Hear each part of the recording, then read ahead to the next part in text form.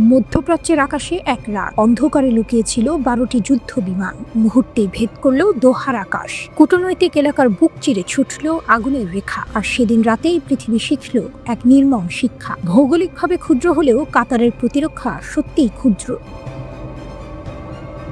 হ্যাঁ, কাতার ছোট্ট একটি মানচিত্র, কিন্তু তার অস্ত্রভাণ্ডার স্বপ্নের থেকেও বিশাল। আকাশ প্রতিরক্ষার মঞ্চে সাজানো ফ্রান্সের মিস্টার মিসাইল, ব্রিটেনের রেপিয়ার, নরওয়ের নাসামস আর দূরপাল্লার অভিভাবক আমেরিকার প্যাট্রিয়ট সিস্টেম। বিশ্বের সেরা প্রযুক্তির স্তর ভিত্তিক প্রতিরক্ষা, যা দেখে আঞ্চলিক শক্তি ইরানও দীর্ঘশ্বাস ফেলে। কাতার ছিল গর্বিত, ছিল আত্মবিশ্বাসী। আকাশের প্রতিটি কোণা নাকি তার নজরে।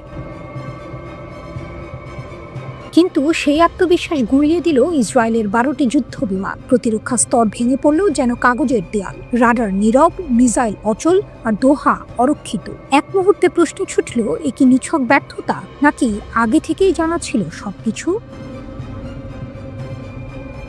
নিরাপত্তা বিশ্লেষকরা বলছেন, প্যাট্রিয়ট সিস্টেমই এই কাহিনীর ট্র্যাজেডি। আমেরিকার তৈরি, ইসরায়েলের বন্ধু। তাহলে কি কোডের ভিতরে লুকিয়ে ছিল বিশ্বাসঘাতকতা? ইসরায়েল কি সহজেই নিষ্ক্রিয় করে দিয়েছিল? কাতারের ঢাল অন্য এক ব্যাখ্যা। কাতারের প্রতিরক্ষা ছিল স্থাপনা ভিত্তিক। রক্ষিত ছিল বন্দর, বিমান ঘাঁটি, তেলকূপ। কিন্তু গোটা আকাশসীমা, সেখানে রয়ে গেছে ফাঁক। আর সেই ফাঁক দিয়ে নেমে এসেছে বজ্রপাতের মতো ইসরায়েলি যুদ্ধ বিমান। সবচেয়ে নাটকীয় স্বীকারোক্তি এলো কাতারের প্রধানমন্ত্রী মোহাম্মদ বিন আব্দুর রহমান আল থানির কাছ থেকে। তার কণ্ঠে হতাশা, চোখে বিস্ময়। তিনি বললেন, ইসরায়েল এমন প্রযুক্তির মিসাইল ব্যবহার করেছে যা রাডারে ধরা পড়েনি। মানে প্রতিরক্ষা ছিল অন্ধকারে, আর শত্রু তখন আকাশের বুকে নৃত্য করছিল। তেল সমৃদ্ধ কাতার চেয়েছিল শক্তির প্রতীক হতে, কিনেছিল সেরা অস্ত্র, সাজিয়েছিল সেরা প্রতিরক্ষা। কিন্তু যুদ্ধের থিয়েটারে প্রমাণিত হলো, অস্ত্র নয়, চালনার দক্ষতাই আসল শক্তি। আধুনিক সরঞ্জাম থাকলেও সীমাবদ্ধ ছিল প্রযুক্তিগত দক্ষতা। ফল, অদৃশ্য হাতুড়ির আঘাতে ভেঙে পড়ল পুরো প্রতিরক্ষা নেটওয়ার্ক।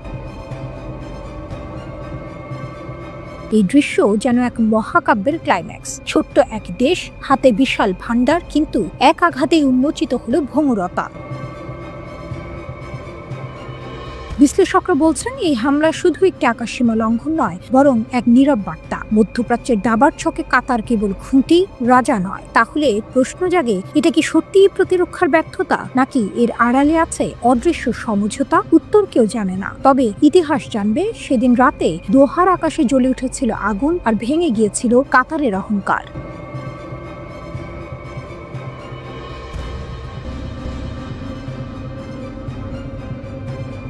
মধ্যপ্রাচ্যের আকাশে আজ আবারও বজ্রপাত। কাতার নীরব, শুধু অভিযোগের সুর, শুধু যুক্তরাষ্ট্রের দিকে তাকিয়ে থাকা এক রাজ্যের দৃষ্টি। কিন্তু ঠিক সেই সময় দূর সানা থেকে উঠে দাঁড়ালো অন্য এক কণ্ঠ। হুথিরা, যাদের হাতে নেই কাতারের মতো অফুরন্ত সম্পদ, কিন্তু আছে প্রতিরোধের অদম্য সব। তাদের চোখে নো মার্সি লেখা। তাদের আঙুলি ছোড়া হলো প্রতিশোধের আগুন। ধোঁয়ায় ঢেকে থাকা সানার আকাশ, যেখানে আগের দিন ইসরায়েলি বোমারু বিমানের গর্জন ছিঁড়ে দিয়েছিল শহরের বুক। ভেঙে পড়েছিল হাসপাতাল, উড়েছিল সংবাদপত্রের অফিস।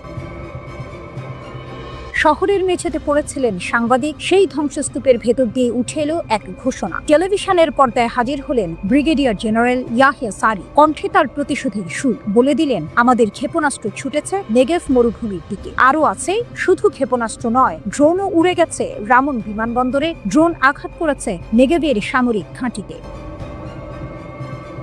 ইসরায়েলের দক্ষিণে বাজল সাইরেন। আতঙ্কে মানুষ ছুটল আশ্রয় কেন্দ্রে। যদিও সেনারা বলল, আমরা কিছু ড্রোন ভূপাতিত করেছি। কিন্তু হুথিদের ঘোষণা কেটে গেল রাতের আকাশে বজ্রপাতের মতো। আমাদের আঘাত সঠিক ছিল, কার্যকর ছিল। জবাবটা শুধু সামরিক নয়, মনস্তাত্ত্বিকও। কারণ ইসরায়েলের আঘাতে নিহত হয়েছিলেন ইয়েমেনের প্রধানমন্ত্রী, নিহত হয়েছিলেন মন্ত্রীরাও। সে ক্ষত শুকায়নি।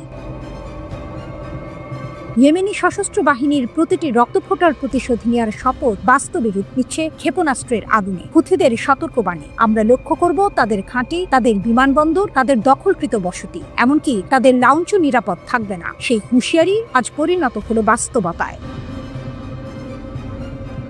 ফিলিস্তিনি মিডিয়ার প্রতিবেদন অনুযায়ী ইসরায়েলের হোম ফ্রন্ট কমান্ড ক্ষেপণাস্ত্র হামলার জবাবে বিমান প্রতিরক্ষা ব্যবস্থা সক্রিয় করেছে। কুদস নিউজ নেটওয়ার্ক জানিয়েছে, তেল আবিব সহ দখলকৃত অঞ্চলের বিস্তীর্ণ এলাকায় সাইরেন বাজানো হয়েছে। প্যালেস্টাইন পোস্ট জানিয়েছে, ক্ষেপণাস্ত্র হামলার পর তেল আবিবে সাইরেন বাজতে শুরু করে। আল মায়াদিনের প্রতিবেদনে বলা হয়েছে, বিস্তীর্ণ এলাকায় সাইরেন শোনা গেছে। প্যালেস্টাইন নাও আরো জানিয়েছে, কলপিলিয়া ও তেল আবিবে বিস্ফোরণের শব্দ শোনা গেছে। ইসরায়েলি সেনাবাহিনী দাবি করেছে, এই বিস্ফোরণগুলো তাদের বিমান প্রতিরক্ষা ব্যবস্থার মাধ্যমে ক্ষেপণাস্ত্র ধ্বংসের ফলাফল। এদিকে আল জাজিরা জানিয়েছে, ইসরায়েলি সেনাবাহিনী নিশ্চিত করেছে যে ইয়েমেন থেকে ছোড়া ক্ষেপণাস্ত্র তাদের প্রতিরক্ষা ব্যবস্থার মাধ্যমে ধ্বংস করা হয়েছে। গাজায় ফিলিস্তিনিদের ওপর ইসরায়েলি আগ্রাসনের জবাবে প্রায়ই ইসরায়েলি ক্ষেপণাস্ত্র ছোড়ে হুথি বিদ্রোহীরা। জবাবে ইসরায়েলও ইয়েমেনে বিমান হামলা চালায়। ওদিকে অবরুদ্ধ গাজা উপত্যকা একের পর এক হামলায় পরিণত হয়েছে ধ্বংসস্তূপে। গাজা সিটির একটি বহুতল আবাসিক ভবনে ইসরায়েলি বাহিনীর বিমান হামলায় ভবনটি সম্পূর্ণ ধসে পড়ে। এছাড়া গাজার বিভিন্ন এলাকায় চালানো একাধিক হামলায় অর্ধ শতাধিক মানুষ নিহত হয়েছেন বলে জানিয়েছে স্থানীয় সূত্রগুলো। দোহার আকাশে যুদ্ধ বিমান ছুটে গেল, আর তারপরে বিস্ফোরণের তীব্র শব্দে কেঁপে উঠল পুরো নগরী। কাতারের হামাস সদর দপ্তরে ইসরায়েলি হামলা কেবলই স্থাপনার ওপর আঘাত নয়, এটি ছিল কাতারের সার্বভৌমত্বের বিরুদ্ধে প্রকাশ্য আগ্রাসন। পুরো আন্তর্জাতিক মহল হতভম্ব। এই ঘটনা শুধু কাতারের জন্য নয়, বরং গোটা মুসলিম বিশ্বের জন্য নতুন বিপদের সংকেত। কাতার কি একা থাকবে, নাকি তার পাশে দাঁড়াবে কেউ? যুদ্ধের এই পরিস্থিতি কেবল একটি দেশকে বিপদে ফেলবে না, বরং তা এক বৃহত্তর প্রতিরোধের অগ্নিসংকেত হয়ে উঠবে। ইরান একটি প্রতিশ্রুতি, তবে এই যুদ্ধে কাতার একা না। ইরানের সেনাপ্রধান general Abdur Rahim Musavi phone করেন কাতারের উপ-প্রধানমন্ত্রী ও প্রতিরক্ষামন্ত্রী সাউদ বিন আব্দুর রহমান আল থানিকে।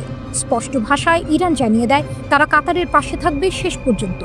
মুসাভি বলেন, ইসরায়েল এমন হামলা করতে পারত না যদি না যুক্তরাষ্ট্র তাদের সবুজ সংকেত দিত।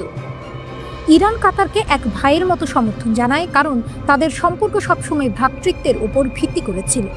কাতারের ক্ষোভ, তবে কাতারি মন্ত্রী নিজের ক্ষোভ গোপন রাখেননি। তিনি এই হামলাকে বিশ্বাসঘাতক আঘাত বলে উল্লেখ করেন। কাতার তখন শান্তির প্রতিষ্ঠার উদ্যোগ নিচ্ছিল এবং হামাসের নেতারা গাজা যুদ্ধবিরতির খসড়া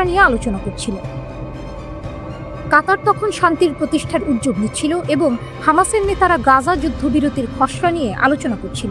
কিন্তু ঠিক তখনই ইসরায়েল এই হামলা চালিয়ে কূটনৈতিক আলোচনা ভেঙে দেয়। কাতারি মন্ত্রী আরও বলেন, ইসরায়েল পশ্চিমাদের সমর্থন ছাড়া কখনো টিকে থাকতে পারত না এবং তাদের নিরীহ ফিলিস্তিনিদের হত্যা করার পেছনে পশ্চিমাদের নিঃশর্ত সমর্থনই মূল চালিকা শক্তি। ইরানের প্রতি কৃতজ্ঞতা। কাতারের মন্ত্রী ইরানকে ধন্যবাদ জানান। তিনি বলেন, ইরান সবসময় আমাদের পাশে ছিল, কঠিন সময়েও তেহরান আমাদের সাহায্য করেছে। কাতার আশা করে এবার শুধু সমর্থন নয়, বরং এক বাস্তবসম্মত সমাধানের জন্য দুই দেশ একত্রে কাজ করবে।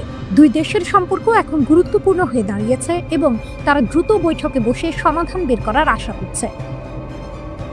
আসন্ন সম্মেলন।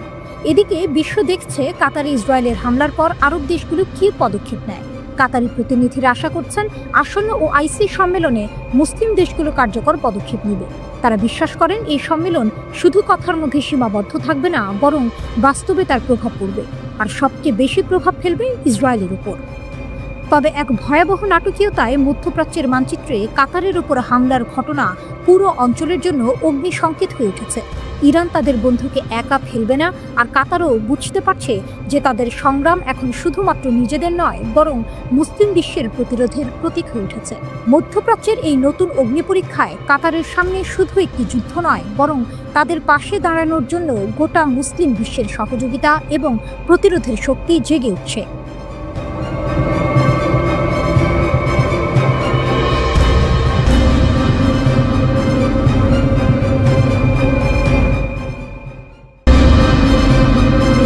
ইরান ও ইসরায়েলের সম্ভাব্য মিসাইল যুদ্ধে পরবর্তী আঘাত কেমন হবে? আকাশে গর্জে উঠছে মিসাইলের শব্দ। একসময় যারা অস্ত্র হিসেবে ড্রোন ও ক্ষেপণাস্ত্র ব্যবহার করত, আজ তারা এক নতুন শক্তি হয়ে উঠে এসেছে। ইরান, যার হাতে এখন হাজার হাজার ক্ষেপণাস্ত্র, পৃথিবীর সবচেয়ে শক্তিশালী প্রতিরক্ষা ব্যবস্থাকে চ্যালেঞ্জ জানিয়ে তাদের আঘাত হানার নজির তৈরি করেছে। এবার প্রশ্ন হচ্ছে, পরবর্তী মিসাইল যুদ্ধ কেমন হতে চলেছে? ইসরায়েল জানাচ্ছে তারা প্রস্তুত। আকাশ ঢেকে রাখবে অ্যারো আর মার্কিন থার্ড ইন্টারসেপ্টর দিয়ে। কিন্তু ইরানও পিছিয়ে নেই। তাদের হাতে হাজারো ক্ষেপণাস্ত্র, সেগুলি মাটির নিচে লুকানো রয়েছে। একবার মুক্ত হলে এই অস্ত্রগুলো শুধু ধ্বংসই ছড়াবে। তবে বাস্তবতা কিছুটা আলাদা। ইসরায়েল গত জুন মাসে ইরানের আকাশ প্রতিরক্ষা ব্যবস্থা ভেঙে দিয়ে বেশ কয়েকটি ক্ষেপণাস্ত্র কারখানা ও রাডার স্টেশন ধ্বংস করেছিল। কিন্তু ইরান তাদের শক্তি ছাড়েনি। তারা এখনও 1000-এরও বেশি ব্যালিস্টিক ক্ষেপণাস্ত্র এবং এক নতুন প্রজন্মের অস্ত্র হাতে রেখেছে। যুদ্ধের পর তারা নিজেকে আরও শক্তিশালী করে তুলেছে, ক্ষেপণাস্ত্রের নির্ভুলতা বাড়িয়েছে, সংখ্যা বৃদ্ধি করেছে।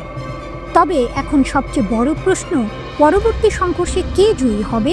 প্রতিরক্ষা প্রযুক্তি নাকি আক্রমণাত্মক অস্ত্র ভাণ্ডার? ইরানের ক্ষেপণাস্ত্র তাদের কৌশলের প্রাণভোমরা হয়ে উঠেছে। 12 দিনের যুদ্ধে ইরানি মিসাইল ইসরায়েলের প্রতিরক্ষা ভেদ করে হামলা চালিয়েছে। শুধু বাড়িঘরই নয়, সামরিক স্থাপনাতেও আঘাত হেনেছে। ইরান জানিয়ে দিয়েছে তারা এখন শুধুমাত্র আক্রমণাত্মক নয়, প্রতিরক্ষা ব্যবস্থা ভাঙতে সক্ষম। এদিকে ইসরায়েলি প্রতিরক্ষা ব্যবস্থা অত্যন্ত শক্তিশালী, কিন্তু ইরান যদি তাদের ক্ষেপণাস্ত্রের নির্ভুলতা আরও বাড়িয়ে দেয় বা নতুন প্রযুক্তি যুক্ত করে, তাহলে কি ইসরায়েল তাদের আকাশ প্রতিরক্ষা ব্যবস্থা বজায় রাখতে পারবে? প্রশ্ন উঠছে, ইরানের প্রযুক্তি উন্নত হলে ইসরায়েলের প্রতিরক্ষা কতটা টিকবে? ইরান এখন এমন এক পরিস্থিতি তৈরি করতে চায় যেখানে ইসরায়েলের প্রতিরক্ষা ব্যবস্থার কোনো জবাব থাকবে না। তাদের ক্ষেপণাস্ত্রগুলির সংখ্যা বৃদ্ধি, উন্নত প্রযুক্তি আর সঠিক সময়ে আক্রমণ, এগুলোই ইরানের শক্তি। অন্যদিকে ইসরায়েল দ্রুততম সময়ের মধ্যে প্রতিরক্ষা ব্যবস্থা শক্তিশালী করতে চাচ্ছে। তারা লেজার অস্ত্র, স্যাটেলাইট প্রযুক্তি ব্যবহারের চেষ্টা করছে, কিন্তু এই প্রযুক্তিগুলোর বাস্তবায়ন সময় সাপেক্ষ। এখানেই মূল টুইস্ট। অর্থনীতি ও প্রযুক্তির দিক দিয়ে কি ইরান এগিয়ে থাকবে? তাদের ক্ষেপণাস্ত্রের দাম অনেক কম, যেখানে প্রতিরক্ষা ব্যবস্থার খরচ কয়েক মিলিয়ন ডলার। ইরান একসঙ্গে হাজারো মিসাইল ছুড়লেও খরচ হবে কম। অন্যদিকে ইসরায়েলকে প্রতিটি আক্রমণ ঠেকাতে হাজার হাজার ডলার খরচ করতে হবে। তাহলে পরবর্তী মিসাইল যুদ্ধ হবে কি প্রযুক্তির যুদ্ধ, অর্থনীতির যুদ্ধ, নাকি এক মানসিক যুদ্ধ যেখানে ইরান তাদের 1000 ক্ষেপণাস্ত্র দিয়ে ইসরায়েলের ঘুম ছিনিয়ে নেবে?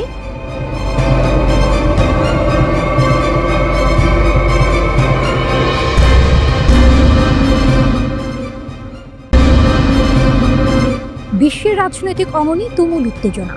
ইরান, যে দেশটির সামনে এক নতুন ইতিহাস রচনার মুহূর্ত, এখন দাঁড়িয়ে আছে এক কঠিন সিদ্ধান্তের মুখে।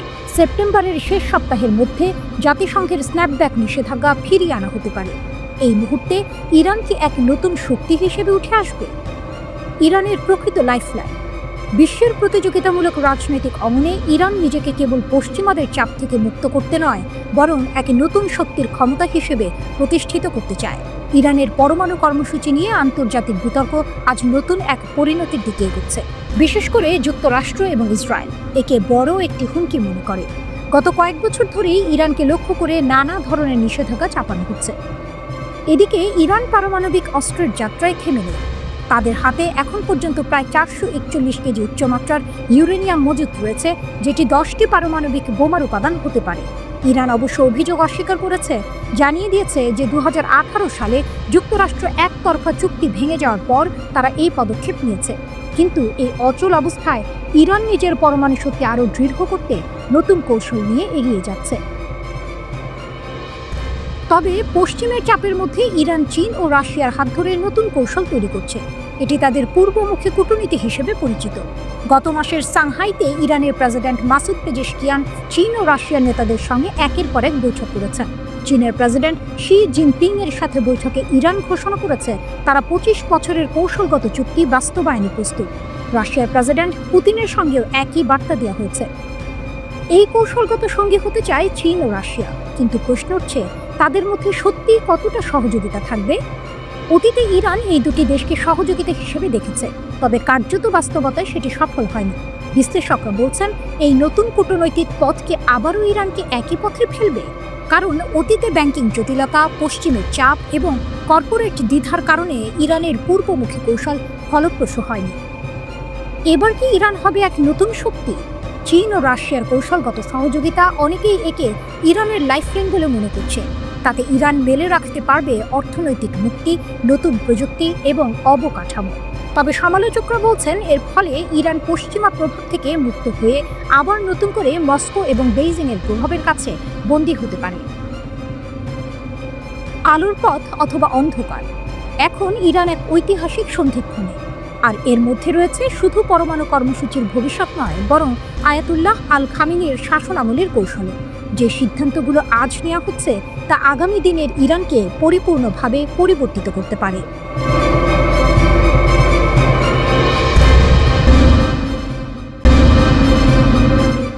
ইরানের ঝড়ে অভিযান, সীমান্তে মোসাদ এজেন্ট ধ্বংস, জব্দ আমেরিকান অস্ত্র।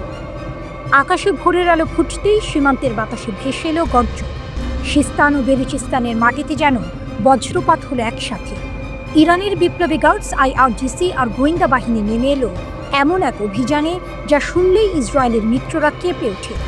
মোসাদের এজেন্টদের নিরপেক্ষ করা হয়েছে, আর তাদের হাতে থাকা আমেরিকান অস্ত্র গেছে ইরানের কবজায়।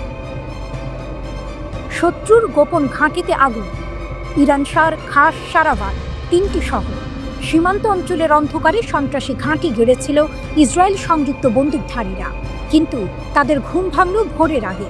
সমন্বিত অভিযানে ঝাঁপিয়ে পড়ল IRGC গ্রাউন্ড ফোর্স আর ইরানের গোয়েন্দা মন্ত্রণালয়।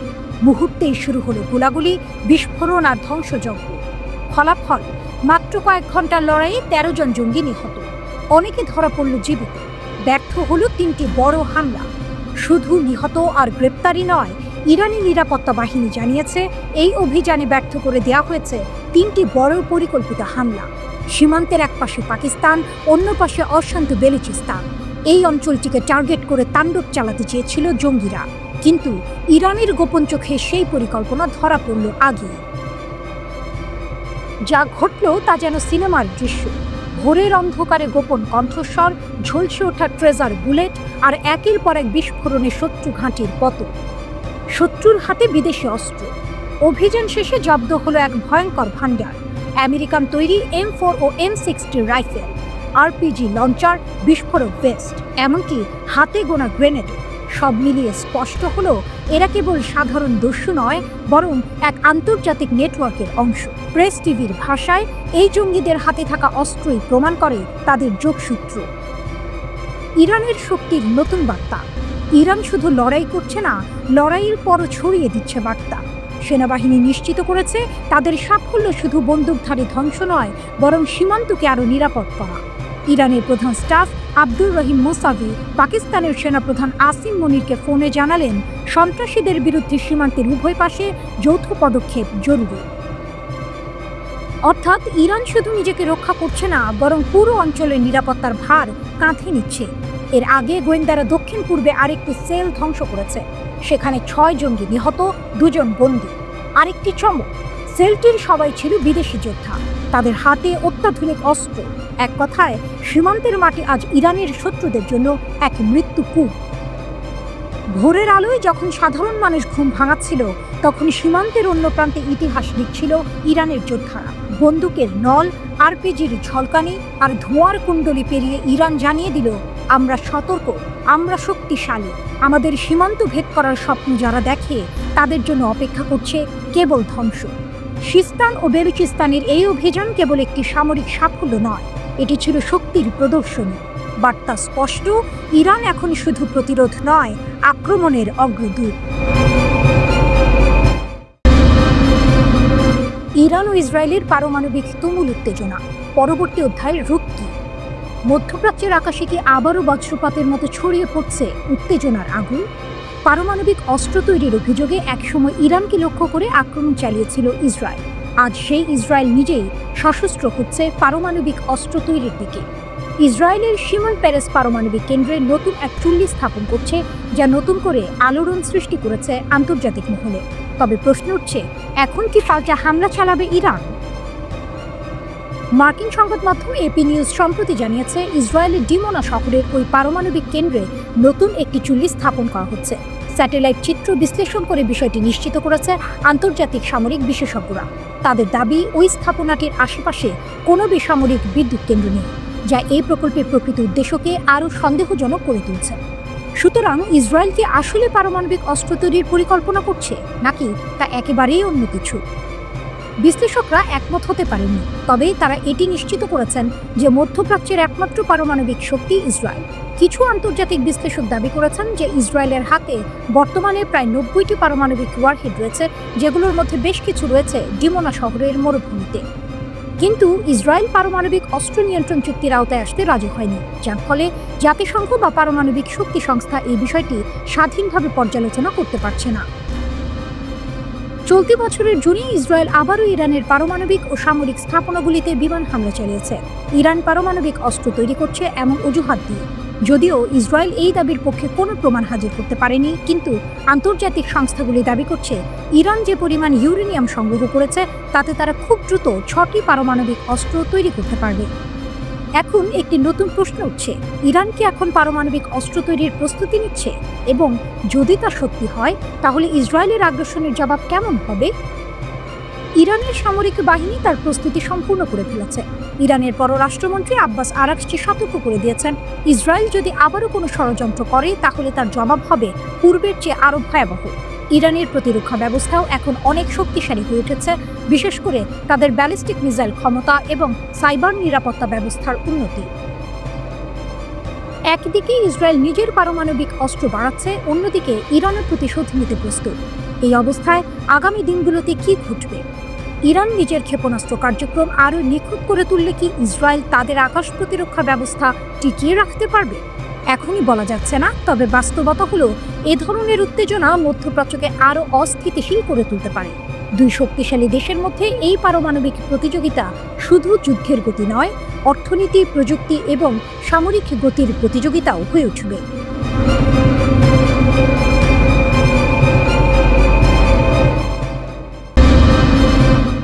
অন্ধকার রাত, গাজার আকাশে নিস্তব্ধতা, কিন্তু সেই নীরবতার বুক চিরে গর্জে ওঠে ফিলিস্তিনের স্বাধীনতাকামী সংগঠন আল কাসামের বজ্রধ্বনি। 7 জুলাই উত্তর গাজার বেইত হানুনের কৃষি জমিতে ঘটে গেল এক চাঞ্চল্যকর ঘটনা। ইসরায়েলি বাহিনীর ওপর নামল প্রতিরোধের ঝড়, আর সেদিনের হামলার ফুটেজ প্রকাশ করল হামাসের সামরিক শাখা আল কাসাম ব্রিগেড। তাদের ভাষায় এটি ছিল ডেভিড স্টোনস অপারেশনেরই অংশ, এক জটিল, কৌশলী ও ভয়ঙ্কর আক্রমণ। আর সেই আক্রমণে ইসরায়েল স্বীকার করেছে 5 সৈন্য নিহত, আরও অনেকে গুরুতর আহত। শুধু তাই নয়, আহতদের মধ্যে ছিলেন একজন ঊর্ধ্বতন কর্মকর্তা। লক্ষ্যবস্তু ছিল নাহাল ব্রিগেড, যারা সম্প্রতি উত্তর গাজার দায়িত্ব নিয়েছেন। ইসরায়েলি সংবাদ মাধ্যম নিজেরাই বলছে এটি ছিল 7 অক্টোবর 2023-এর পর থেকে সবচেয়ে জটিল ও বিপজ্জনক আক্রমণ। ফুটেজে ধরা পড়েছে কৃষি জমিতে হঠাৎ বিস্ফোরণ, ইসরায়েলি টহল ভ্যান ও সৈন্যদল মুহূর্তেই ছিন্ন ভিন্ন। ধোঁয়ার কুণ্ডলে আকাশে মিলিয়ে যাওয়া মাত্রই শুরু হয় গুলির ঝড়, যেন নরকের দরজা খুলে দিয়েছে আল কাসাম। বেইত হানুন থেকে খান ইউনিস, গাজার এক প্রান্ত থেকে আরেক প্রান্তে প্রতিরোধ যোদ্ধাদের পদচিহ্ন। খান ইউনিসে এক অভিযানে নিহত হন কেফিউ ব্রিগেডের তরুণ কর্মকর্তা লেফটেন্যান্ট ওরি জেরলিক। মাত্র 20 বছর বয়সে থেমে গেল তার যাত্রা। ইসরায়েলি বাহিনীর ভেতর কেঁপে উঠল হতাশার স্রোত। আল কাসাম ব্রিগেড থামেনি। গাজার আল জাইতুন পাড়ায় তাদের পরবর্তী আঘাত। উচ্চ বিস্ফোরক আইইডি দিয়ে দুটি ইসরায়েলি ট্যাঙ্কে আঘাত হানে তারা। বিস্ফোরণের পর উদ্ধারকারী দল এগোতে আবার গর্জে ওঠে প্রতিরোধের অস্ত্র, যেন বার্তা, তোমাদের প্রতিটি পদক্ষেপে মৃত্যুর ছায়া।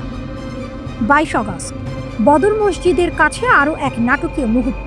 মেরকাভা ট্যাঙ্ক থেকে বের হওয়া মাত্র এক ইসরায়েলি সৈন্যকে মেশিন গানের গুলিতে ঝাঁঝরা করে দেয় আল কাসাম। এক টান টান শ্বাসরুদ্ধকর দৃশ্য, যা ইসরায়েলি বাহিনীকে মনে করিয়ে দেয় গাজায় প্রতিরোধ সহজেই হার মানবে না। এ লড়াই একা লড়ছে না আল কাসাম, পাশে আছে আল আকসা ব্রিগেড ও আল নাসের সালাহ আল দিন ব্রিগেড। খান ইউনিসের উত্তরে তারা একসাথে মর্টার শেলে আঘাত হানে ইসরায়েলি সৈন্য ও সামরিক যানবাহনের উপর। আকাশ কেঁপে ওঠে গোলার বিস্ফোরণ। একইভাবে আল কুদস ব্রিগেডও ছড়িয়ে দিচ্ছে আতঙ্ক। তারা ব্যবহার করছে স্ট্যান্ডার্ড 60 মিমি মর্টার রাউন্ড, লক্ষ্য করেছে ইসরায়েলের সামরিক সরঞ্জাম। 21 আগস্ট আল কাসাম ও আল কুদসের যৌথ অ্যাম্বুশ ছিল আরও ভিন্ন মাত্রার। গাজা শহরের আল সুজাইয়া পাড়ায় বিস্ফোরক আর ট্যাঙ্ক বিরোধী শেলে উড়িয়ে দেওয়া হয় ইসরায়েলি সাজোয়াজান।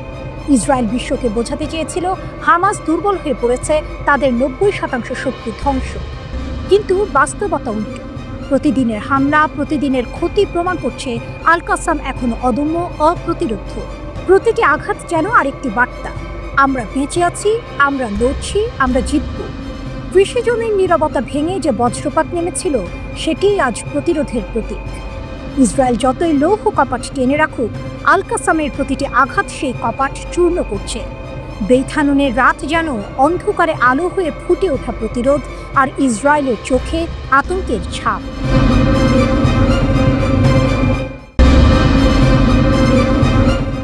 ইয়েমেনি ক্ষেপণাস্ত্র বনাম ইসরায়েল।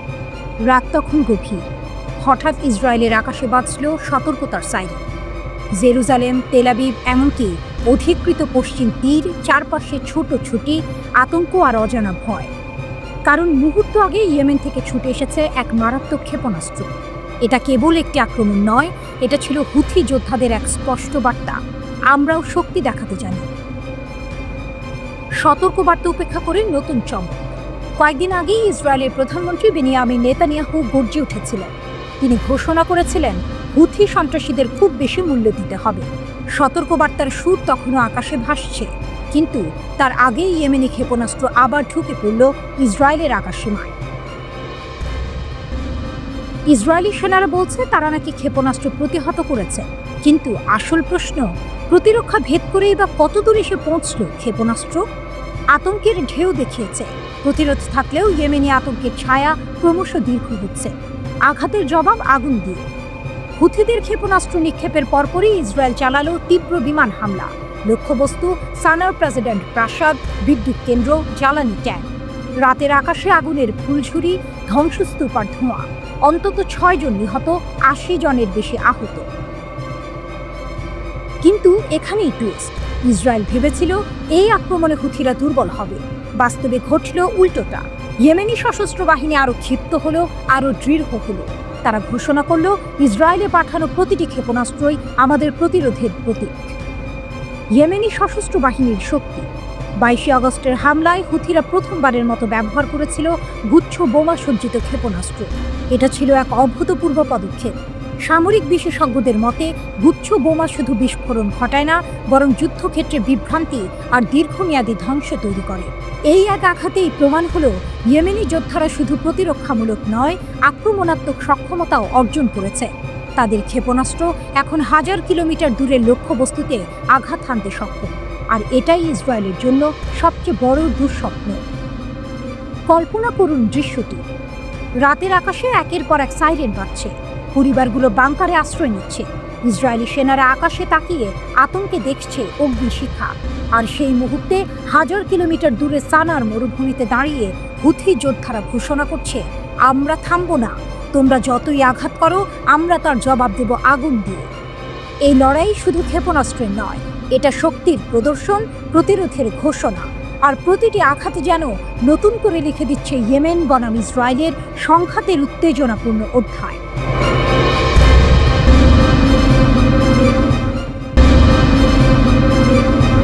খামেনির দৃঢ় আহ্বান, ইসরায়েলের সাথে সম্পর্ক ছিন্ন করুন, মানবতার পক্ষে দাঁড়ান। এটি ছিল একটি ঐতিহাসিক মুহূর্ত, যেখানে তেহরানের প্রাসাদে আয়াতুল্লাহ আলী খামেনির কণ্ঠে বেজে উঠল এক শক্তিশালী বার্তা, যা শুধু ইরান নয়, বরং পুরো মুসলিম বিশ্বের জন্য একটি নতুন পথ নির্দেশনা হয়ে দাঁড়ালো। গাজার যুদ্ধের ভেতরে শিশুদের কান্না দেখে খামেনি আর চুপ থাকতে পারেননি। তার কণ্ঠে ছিল দৃঢ়তা এবং আবেগের মিশ্রণ, একটি নতুন সংকল্পের ঘোষণায় ভরা। আজ আমরা দাঁড়িয়ে আছি মানবতার পক্ষে প্রশ্ন করার সময়, কোথায় দাঁড়াবো আমরা? এবং এর সাথে সাথেই সবার চোখে গড়িয়ে পড়ল সেই বাস্তবতা। গাজার ভূমিতে যেভাবে বর্বরতা চলছে, সেটা শুধুমাত্র ইসরায়েলের দোষ নয়, বরং তাদের সমর্থকদেরও। খামেনির কথা স্পষ্ট। ইসলামী বিশ্বের প্রতিটি দেশকে, বিশেষ করে মুসলিম দেশগুলোর কাছে আহ্বান জানিয়ে বললেন, ইসরায়েলের সঙ্গে সব সম্পর্ক ছিন্ন করতে হবে। কথাটি ছিল কেবল এক স্লোগান নয়, এটি ছিল এক দাওয়াত, এক সাহসী পদক্ষেপের ডাক। এই পদক্ষেপের মাধ্যমে তিনি মুসলিম রাষ্ট্রগুলোর কাছে রক্তাক্ত গাজার প্রতি সমর্থন জানানোর আহ্বান জানালেন। খামেনি জানালেন, ইসরায়েল পৃথিবীর সবচেয়ে ঘৃণিত শাসন ব্যবস্থা, এবং একে বিচ্ছিন্ন করলে এই গাজার দুঃখ কিছুটা হলেও শোনা যাবে। বিশ্বের কাছে ইরান চ্যালেঞ্জ ছুড়ে দিল, যদি সবাই একযোগে এই শাসন ব্যবস্থার বিরুদ্ধে আওয়াজ উঠবে, তবে এই অপরাধের ধারাকে রুখে দেওয়া সম্ভব হবে। খামেনি শুধু ইসরায়েলের বিরুদ্ধে ঘোষণা দেননি, তিনি ইরানের ভেতরের চ্যালেঞ্জগুলো উত্থাপন করেছিলেন। আমাদের শক্তি শুধু বাহিনী বা অস্ত্রে নয়, আমাদের শক্তি হচ্ছে জনগণের একতায়, ঐক্যে, প্রেরণায়। এই একতা, এই সংকল্প ইরানের ভবিষ্যৎ রচনা করবে বলে জানালেন তিনি বলেন, আমাদের সামনে দাঁড়িয়ে রয়েছে কঠিন এক পরিস্থিতি, যুদ্ধ অথবা শান্তি, কিন্তু এই স্থবিরতাকে আমাদের ভাঙতে হবে, আমাদের একসাথে কাজ করতে হবে। একাধিক আন্তর্জাতিক চাপের মাঝে খামেনি আশ্বস্ত করেছেন ইরানের জনগণকে, দেশের ভেতর কর্মসংস্থান, উন্নয়ন এবং আশা সৃষ্টি করা হবে এবং তাতে জনগণ আরও দৃঢ়ভাবে সামনের দিকে এগিয়ে যাবে। বিশ্বের বুকে এক ঐতিহাসিক সন্ধিক্ষণে দাঁড়িয়ে ইরান শুধু রাষ্ট্রীয় সক্ষমতায় নয়, বরং একটি সাংস্কৃতিক ও নৈতিক যুদ্ধের পথেও দৃঢ় পদক্ষেপ নিচ্ছে। এই মুহূর্তে খামেনির আহ্বান শুধু ইরানের জন্য নয়, মুসলিম বিশ্বের জন্য গুরুত্বপূর্ণ। এটা সেই মুহূর্ত যখন মুসলিম দেশগুলো সিদ্ধান্ত নেবে তারা কিভাবে বিশ্বমঞ্চে নিজেদের অবস্থান প্রতিষ্ঠিত করবে। খামেনির এই ঘোষণায় যে চ্যালেঞ্জ লুকিয়েছিল তা এখন আরও গভীর হয়ে উঠেছে। তেহরানের কণ্ঠস্বর এখন শুধু ইরানের চার দেয়ালের ভেতরে সীমাবদ্ধ নয়, বরং তা কায়রো, আঙ্কারা এবং দোহা পর্যন্ত পৌঁছে গেছে। এখন প্রশ্ন হলো, ইরান এই যুদ্ধের আহ্বান কতটুকু সফল করতে পারবে? ইরান কি সত্যি এক নতুন গতি তৈরি করতে পারবে?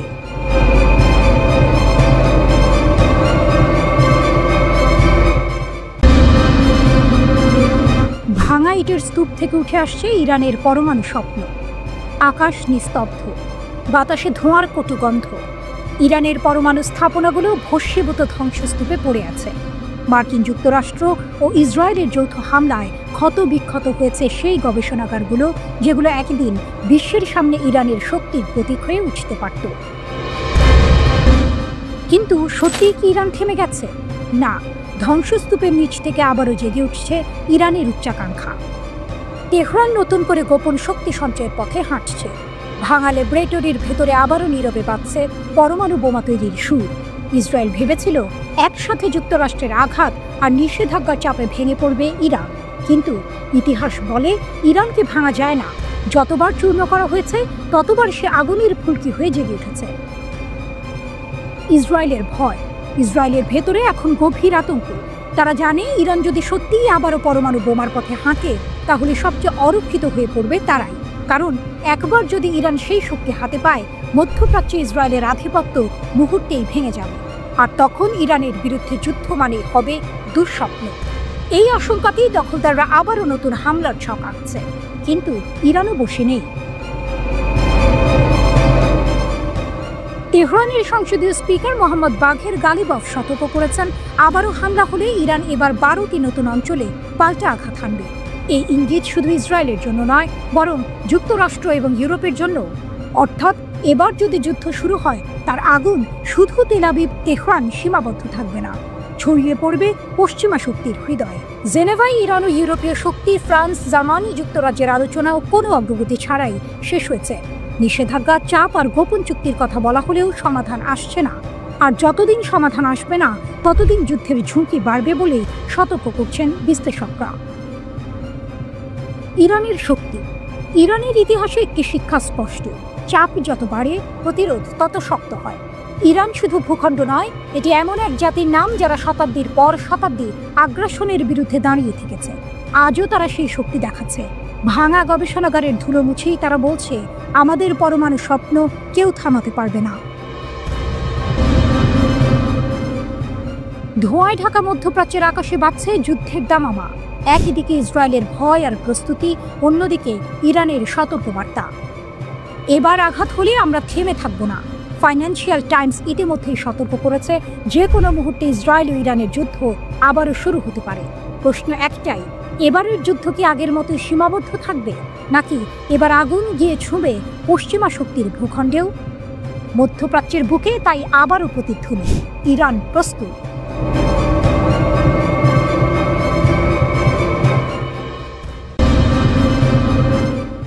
দ্বিতীয় ইরানের রূপ নিচ্ছে ইয়েমেন। ইয়েমেনি সশস্ত্র বাহিনীর আঘাতে দুশ্চিন্তায় ইসরায়েল। আকাশ শান্ত ছিল, কিন্তু সেই শান্তির আড়ালে জমে উঠছিল ঝড়। 22 আগস্টের গভীর রাতে তেল আবিবের আকাশ হঠাৎই চিরে গেল এক প্রচণ্ড বিস্ফোরণে। মুহূর্তে আলো ঝলসে উঠল শহরের অন্ধকারে, কেঁপে উঠল গোটা নগরী। প্রথমে ভেবেছিল ইরান হয়তো আবার আঘাত হেনেছে, কিন্তু না, এবারের আঘাত এসেছে দক্ষিণ থেকে, ইয়েমেন থেকে। যে ইয়েমেনকে এতদিন কেবল গৃহযুদ্ধ পীড়িত দুর্বল বিদ্রোহী রাষ্ট্র হিসেবে দেখা হতো, সেই ইয়েমেনই আজ পরিণত হচ্ছে দ্বিতীয় ইরানে। আর ইসরায়েলের জন্য এটাই সবচেয়ে বড় দুঃস্বপ্ন। অস্ত্রের নাম শোনা মাত্রই ভীতি। হুথি যোদ্ধারা এবার ব্যবহার করেছে এমন এক অস্ত্র যা এতদিন কেবল পরাশক্তিদের হাতে দেখা যেত, ক্লাস্টার ওয়ারহেড যুক্ত ব্যালিস্টিক ক্ষেপণাস্ত্র। এই ক্ষেপণাস্ত্র ভূমি থেকে ৮,০০০ মিটার উঁচুতে উঠে গিয়ে আকাশেই বিভক্ত হয় অসংখ্য ছোট বোমায়। এরপর সেই বোমাগুলো কয়েক কিলোমিটার এলাকা জুড়ে ছড়িয়ে পড়ে।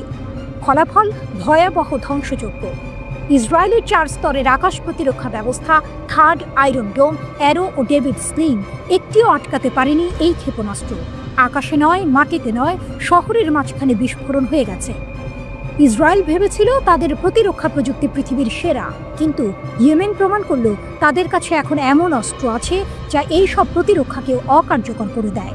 এটা শুধু বিস্ফোরণ নয়, এটা ছিল এক ঘোষণা যে ইয়েমেন আর কেবল গেরিলা যোদ্ধার আস্তানা নয়, তারা এখন আধুনিক প্রযুক্তি হাতে সজ্জিত এক ভয়ঙ্কর সামরিক শক্তি। ইরানের ছায়া। বিশ্লেষকরা বলছেন ইরানের হাত ছাড়া ইয়েমেনের হাতে এই অস্ত্র আসা অসম্ভব, কারণ এর আগে কেবল যুক্তরাষ্ট্র, রাশিয়া, চীন আর ইরানের কাছে এই প্রযুক্তি ছিল। মাত্র ১২ দিনের সংঘাতে একই ধরনের অস্ত্র ব্যবহার করে তেহরান ইসরায়েলকে কাঁপিয়ে দিয়েছিল, আর এবার সেই একই অস্ত্র ইয়েমেনিদের হাতে। অর্থাৎ মধ্যপ্রাচ্যের যুদ্ধক্ষেত্রে এখন ইরানের দ্বিতীয় অবয়ব হয়ে উঠেছে ইয়েমেন। বিশ্বের প্রতিক্রিয়া। হুথিদের এই আঘাত আন্তর্জাতিক মহলে তীব্র আলোড়ন তুলেছে। কেউ বলছে এটা এক ভয়ঙ্কর পরিস্থিতি যা পুরো অঞ্চলের স্থিতিশীলতাকে বিপদে ফেলবে। আবার কেউ বলছে ইসরায়েল ও তার মিত্ররা অবশেষে চাপের মুখে পড়বে, কারণ হুথিদের আঘাত দেখিয়ে দিল তাদের থামানো আর সহজ নয়। বিপজ্জনক বাস্তবতা। ক্লাস্টার অস্ত্রের সবচেয়ে ভয়ঙ্কর দিক হলো যুদ্ধ শেষ হলেও ঝুঁকি শেষ হয় না। অনেক ছোট বোমা বিস্ফোরিত না হয়ে মাটিতে পড়ে থাকে। অর্থাৎ ইয়েমেনিদের এই আঘাত শুধু সামরিক কৌশল নয়, এটি ছিল ইসরায়েলকে মানসিকভাবে ভেঙে দেওয়ার প্রচেষ্টা। ইসরায়েলের রাত কেঁপে উঠেছে ইয়েমেনি ক্ষেপণাস্ত্রে।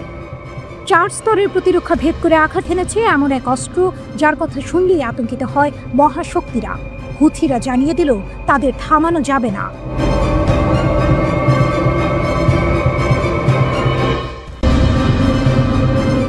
ইরানের ক্ষেপণাস্ত্রে ভেঙে গেল ইসরায়েলের অজেয় ভাবমূর্তি। রাতের আকাশে হঠাৎই আগুনের ফুলকি। এক মুহূর্তে নিস্তব্ধতা ভেঙে গর্জে উঠল বিস্ফোরণের শব্দ। ইসরায়েলের সামরিক ঘাঁটির বুক চিরে গিয়ে পড়েছিল ইরানের ক্ষেপণাস্ত্র, একেবারে নিখুঁত নিশানায়। মুহূর্তেই চূর্ণ হলেও ইসরায়েলের অহংকার, ভেঙে পড়েছিল তাদের বহুল প্রচারিত আকাশ প্রতিরক্ষা ব্যবস্থা। যে ইসরায়েলকে এতদিন অজেয় ভাবা হতো, সেই দুর্গই এখন ধুলোয় মিশে যাচ্ছে ইরানের হাত ধরে। ইতিহাস যেন লিখে দিল নতুন সমীকরণ। ইসরায়েল দুর্বল, ইরান অদম্য। ইরানের ঘোষণা। এই চমকপ্রদ তথ্য জানালেন ইরানের প্রতিরক্ষামন্ত্রী ব্রিগেডিয়ার জেনারেল আজিজ নাসিরজাদে। তার কণ্ঠে ছিল দৃপ্ততা।